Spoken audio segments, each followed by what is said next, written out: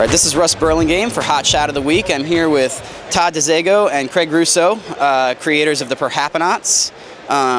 Two miniseries came out through Dark Horse in the last several years, and they just relaunched with a new #1 and a new annual from Image. #1 came out this week and is our Hot Shot of the Week. Ordinarily, I do our 10 questions interviews, obviously in print, but here at the New York Comic Con, we decided we'd actually get these guys, particularly since I'm lazy and didn't get your email out in a reasonable time frame. It's all good. So, the first thing I was going to ask, which actually you kind of answered off camera, but can you explain what was the impetus behind Newsarama covering, quote, every book except one, and then having Perhapanauts be the only Image book that didn't get a preview this week? When we were at Dark Horse, we weren't getting a lot of promotion, and Image, my pals at Image, said, yeah, we'll show you how it's done. And so Joe Keating, who is the publicity manager and I don't know, all-around swell guy, decided that it would be neat to have Newsarama have everything else, but for CBR to get the exclusive Perhapanauts preview, and so that's how it got there. He was giving us a little extra love, so we can't thank him enough, or everybody. Thanks for buying our book. Well, next time around we'll have to line something up with you guys, because like I said, if nothing else, there are certain books that I think are so good that I stop giving them Hot Shot of the Week status because I feel like they're just knocking everything else off the boards. I did that with Dan Jurgens' Booster Gold, and what I did was I gave it a monthly column where I sit down with Dan and Jeff Katz, and literally just it's called the Gold Exchange. Pulling it back and forth and finding out that in between. Based on the old books, I definitely think Perhapanauts has that kind of potential, because I've loved the books. Why not talk to Craig real quick? How did you get lined up with Todd to do these books originally? Well, it was kind of a funny situation where I was working on Impulse at the time, and I was just leaving the book when Todd called me excited saying, hey, I just started working on Impulse. So our paths didn't cross at that point, but we worked on Telos for a one-shot and really decided that we had a lot of common interests and likes, and thought it'd be fun to do our own book. And then Todd said, hey, I got an idea for the Perhapanauts, and within a weekend it's pretty much worked out.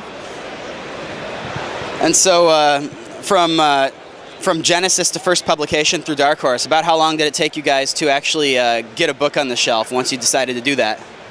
That was about 2 years, right? We did a black and white mini ash can size that we published ourselves and sent out like a sketchbook at shows, and then the year later we went and found a newsprint, someone who would actually print it on newsprint, because we always wanted to be in comics that smelled good. And so we did our own little newsprint. It's called the Not Gigantic Color Special. I actually have a copy of it here. And this was our first color book that we did, and it was what we were able to bring to Dark Horse and show them this is what we want to do, and they gave us the thumbs up. And so then we did 2 miniseries over the course of another 2 years, and then we made the move over to Image.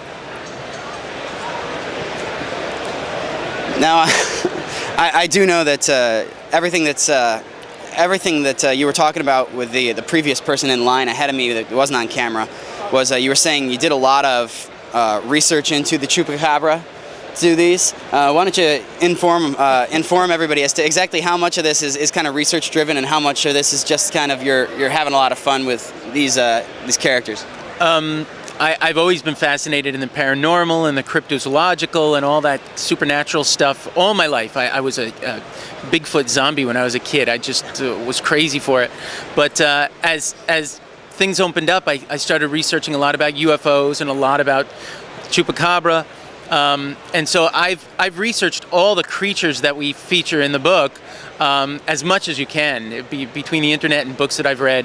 And of course we put that into it, but they've all developed characteristics of their own. They are all their own individual personalities. When they go out after a new monster, sometimes we see that monster take on its own, little quirks, but most of them are from what's going on. One of the things Craig doesn't know about yet is I want to do a book where they go after the Mapinguari, which was actually just featured on the Discovery Channel guy, Destination Truth. And this is a similar Bigfoot-like creature that's found down in South America that apparently has a mouth in its stomach. So that'll be fun for you to draw, huh? And it's a cyclops. So whatever we can get them chasing that's looking cool, we'll find it. But we do have the Loch Ness Monster will show up in an upcoming issue. We'll touch on some UFO related things, the German Tatzelworm, a bunch of different things. Just a lot of different creatures that I can't wait to get in the books, and Craig can't wait to draw. Right.